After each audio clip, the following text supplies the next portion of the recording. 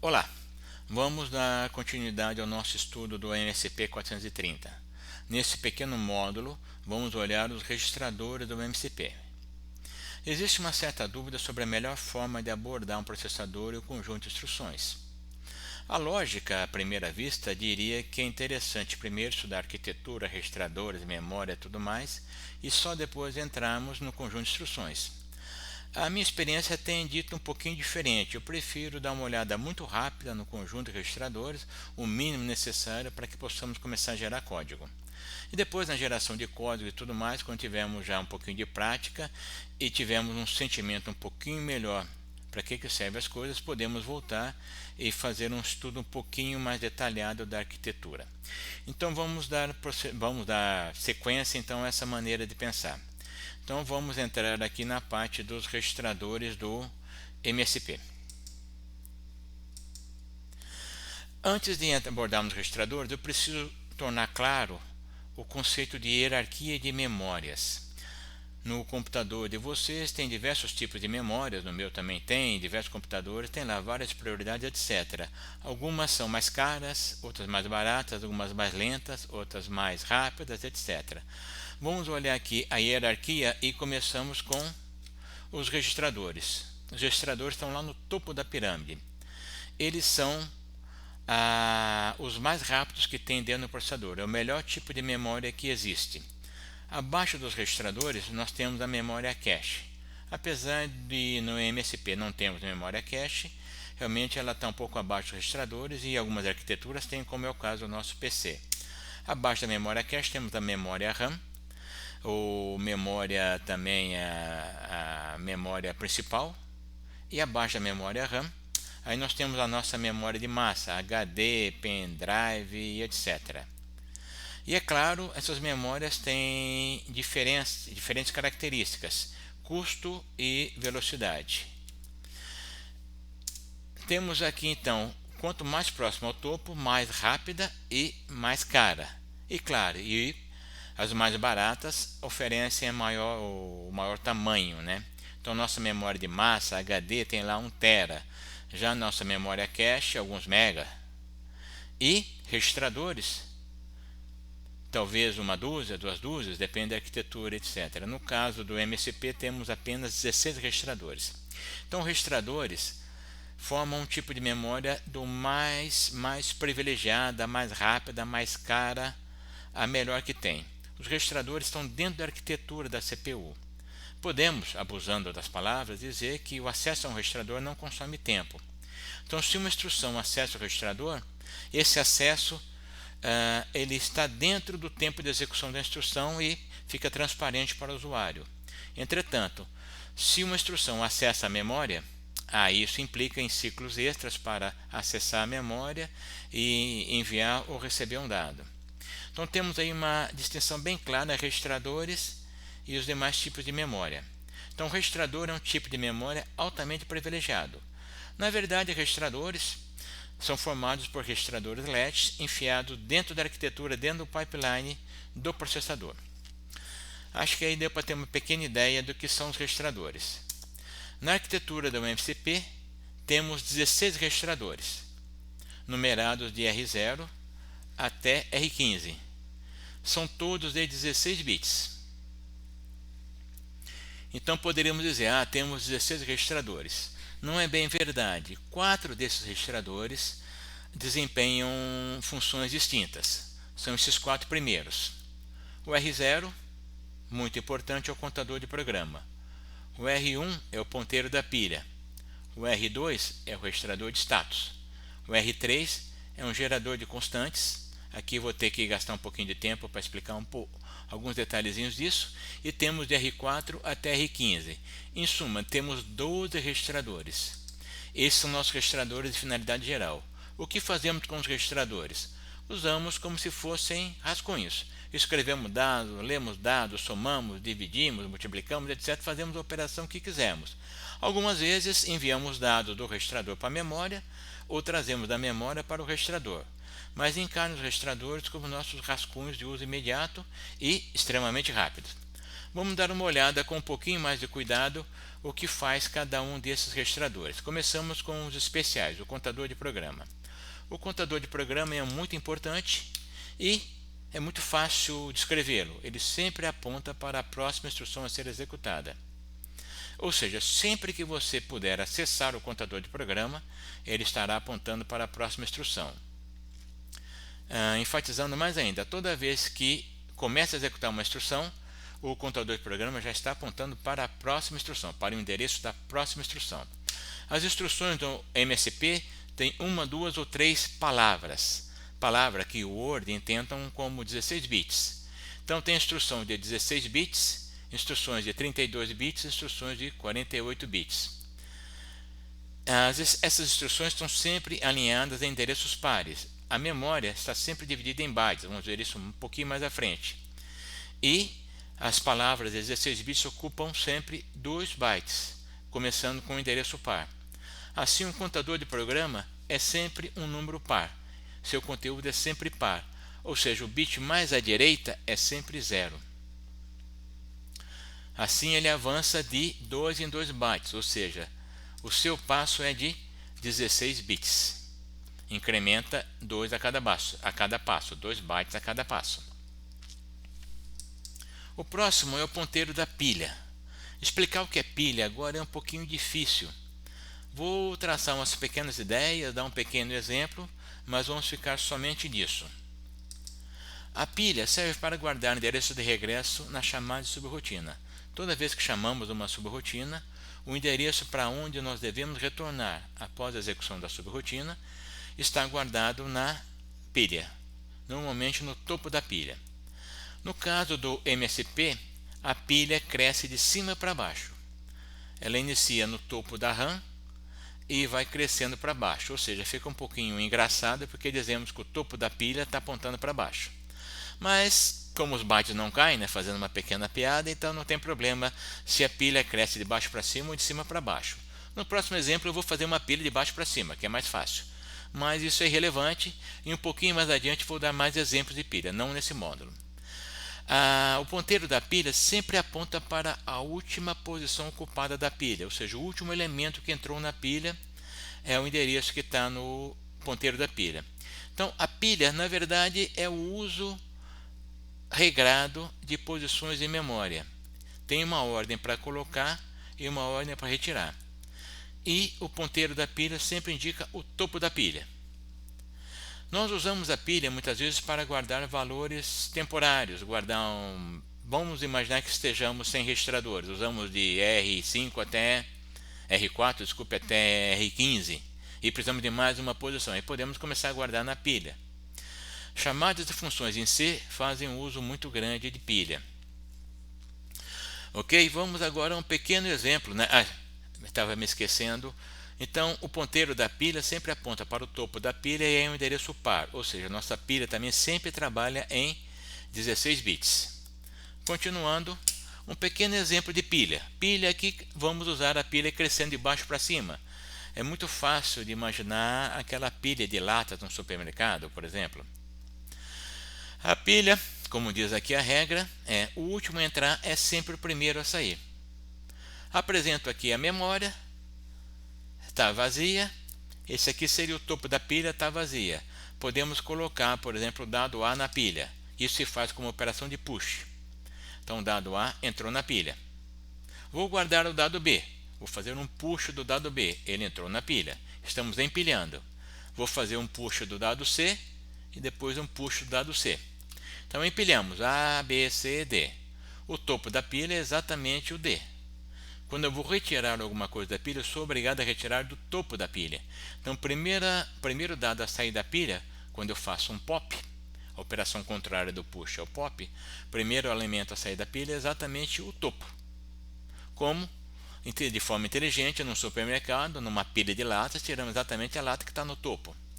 Então, ao fazer um push, um pop, fiz 2 pops aqui. Ao fazer um primeiro pop, o elemento dado D da pilha é retirado. O ponteiro agora está apontando para C. Faço um novo pop. Agora o topo da pilha, o ponteiro da pilha é o B, um novo pop, sai o A e a pilha voltou a ficar vazia. Então, pilha nada mais do que isso, uma maneira organizada de organizar dados na memória. Sempre o último a entrar é o primeiro a sair. Vamos voltar um pouquinho. Não, desculpa, vamos seguir adiante e falar agora do registrador de status. O registrador de status é muito importante, nós vamos usá-lo de forma intensa. O registrador de status é composto por 16 bits, dos quais apenas 9 são utilizados. São esses 9 aqui. Eles também são chamados de flags. Eles trazem sempre o resultado da última operação executada pela CPU. Os bits mais importantes são esses aqui: o C de carry, o Z de 0, o N de negativo e o V de overflow. Temos aqui a representação deles. Então, esses são chamados os flags de status, flags do processador, ou flags do registrador de status. Eles sempre refletem o resultado da última operação que usou a unidade lógica aritmética e assim mantém até a próxima operação. Quando virmos as instruções, vamos poder entender isso um pouquinho melhor. Temos outros bits aqui no registrador de status. O registrador de status é o R2, ele tem um apelido que é SR. Muito bem, temos mais 5 bits aqui. Um deles é o GIE. GIE é um habilitador geral de interrupções. Quando vimos interrupções, quando abordarmos interrupções, vamos ver o que faz o GIE. Temos ainda mais 4 bits. Esses 4 bits são dedicados aos modos de baixo consumo. Nós vamos estudá-los mais ao final do curso. Ok? Permite desligar a CPU, desligar o oscilador e mais algumas coisas aqui. Então, o registrador de status tem apenas 9 bits. Por hora, nossas preocupações são com o carry, popularmente chamado de vai1, né? O Z, que indica se o resultado da operação deu 0, o N, que indica se o resultado da operação é negativo, e o V, que diz se a operação em complemento a 2, atenção, é muito importante isso, se a operação complemento a 2 deu overflow. Reparem que o overflow em complemento a 2 é diferente do carry, que muitas vezes a gente chama de overflow também. E para terminar o nosso estudo de registradores, deixando para a nossa brincadeira com as instruções R4 e R15, falta nós olharmos R3. Na verdade, R3 e R2 são geradores de constantes. Espera aí, mas R2 não era registrador de status? Sim, mas alguns modos de acesso a R2 geram constantes. Então, R3 e R2 fornecem 7 constantes frequentes. -1, 8, 4, 2, 1, 0 e esse endereçamento aqui com 0 entre parênteses que vamos ver mais para frente. Então são 7 constantes.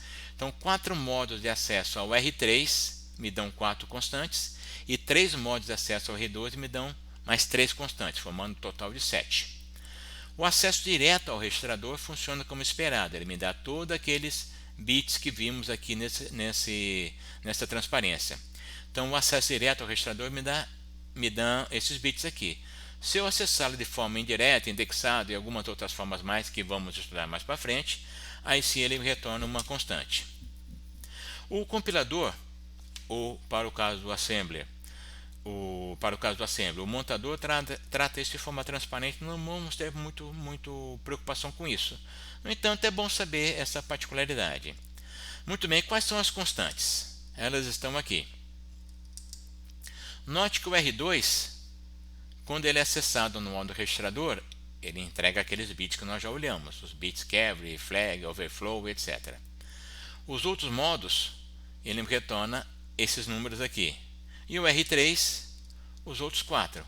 Então temos 7 números, 7 constantes geradas aqui, mais o R2. Essa geração de constante existe para tornar as instruções um pouquinho mais compactas. Quando nós olharmos, se é que vamos ter tempo no curso, a geração de opcodes, código de operação das instruções, isso vai fazer um pouquinho mais de sentido. Essa coluna AS aqui indica os 4 modos de endereçamento. 00, 01, 0 e 1, ou seja, no corpo da instrução temos 2 bits que indicam o tipo de endereçamento que está sendo feito. Perfeito? Não vamos nos preocupar muito com isso agora. Saibam que existe e vamos seguir adiante de maneira um pouquinho mais tranquila. Continuando, vamos voltar ao registrador de status. Vou perturbar vocês um pouquinho mais com ele e vou fornecer algumas contas para que vocês tenham ideia de como é que eles funcionam. Muito bem, temos então no registrador de status, como eu falei, 4 bits muito importantes: o carry, 0, o negativo e o overflow. Eu coloquei aqui 4 contas com números em hexadecimal. Perfeito, eu não sinalizei que são hexadecimais para não saturar a figura. E aqui os 4 flags de status e vamos ver como é que eles se comportam para cada uma das operações. Vocês conseguem fazer essa conta aqui em hexadecimal? 8 mais 4, 12, é o C. 7 mais 3, 10, é o A. 6 mais 2, 8. 5 mais 1, 6. Então 68AC.